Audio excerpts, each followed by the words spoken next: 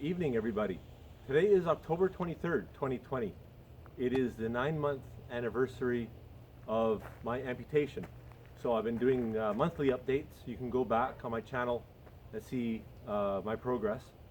What was interesting about today is it basically came and went without me even thinking that it was an anniversary. I just looked at the date tonight and I was like, wow, it's been 9 months. And what a 9 months it has been. Wow, what a turnaround my life has taken. They say you cannot cure CRPS. In my situation, I believe in my heart that I have been cured. Now, to back that up though, for my situation, it was only CRPS and only in one extremity. Many cases of CRPS involve other complicating issues. So while for me, my amputation solved my problems, for some people who have gone through with amputation, they've either had a recurrence of CRPS or they have had terrible pains after their surgery, phantom pains. I haven't had any of those problems, so I consider myself very lucky. And just a word of caution that this is not, again, this is not the solution for everybody. You have to do your own research and homework before you push to get something like this done. It may work, it may not. Still very, very risky. Now, how is my limb doing? 9 months after my Erdl amputation with RPNI, regenerative peripheral nerve interface, my bone bridge is slowly growing to form between my fibula and my tibia. That full process will take, they say, maybe up to another year before it fully ossifies. The nerve portion, the RPNI, regenerative peripheral nerve interface, that healing process happened within a matter of weeks. So I haven't had any phantom pains, and like I posted in a previous video, I actually have very good proprioception over my artificial foot. What is my walking gait? This is what my walking gait looks like.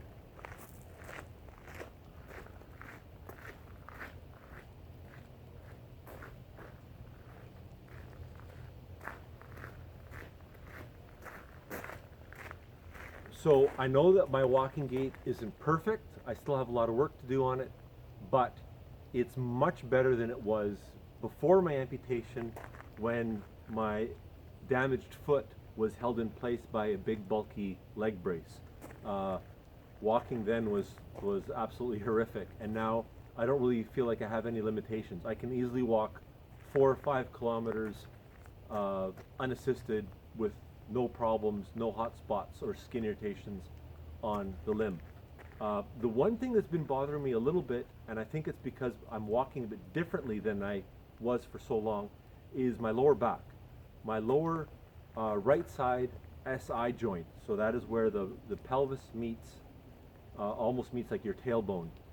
That joint flares up quite a bit on me, and it has led to spasms, but if I stay on top of it with stretching, I find I can keep it quite calm. The one thing I found since my amputation is I really have to do a lot of work stretching out this right lower back, right hip, and right knee, much more so than on my left. So I'm not sure if it's just because my body is still getting into tune to my new norm, or if it's or as a result of the amputation, that a lot of amputees have that problem on their affected side. I'm not sure, but still working on that. I've been asked what is like the 5, how do they word it, the 5 worst things about being an amputee, or the 5 best things about being an amputee. I really, apart from how much better I feel than a year ago, I can't really think of anything off the top of my head. So maybe you can, in the comment section below, or you can shoot me a message, ask me your questions about, and maybe I'll do a video in the future of the 5 best things and the 5 worst things about being an amputee. One question I will answer is, what is that thing up there? That is not a birdhouse. It is a bat house. And believe it or not, I was actually asked this question online. Am I a vampire? No, I'm not. I'm not a vampire, even though I have bats. So I'm going to show you that. In closing, though, one huge thank you to the staff, the nurses, the caretaking staff, and the doctors at St. Paul's Hospital. I think about you guys every single day. I can't believe how well I was looked after at that place. You guys do such amazing work. You're all way underpaid and underappreciated. Just know that I appreciate everything that you've done for me. I think about you guys all the time. And if it wasn't for this COVID stuff, I'd come visit you and give you all big, huge hugs. So that's one thing I got to do in the future. Now, about the bat house, let's go take a look.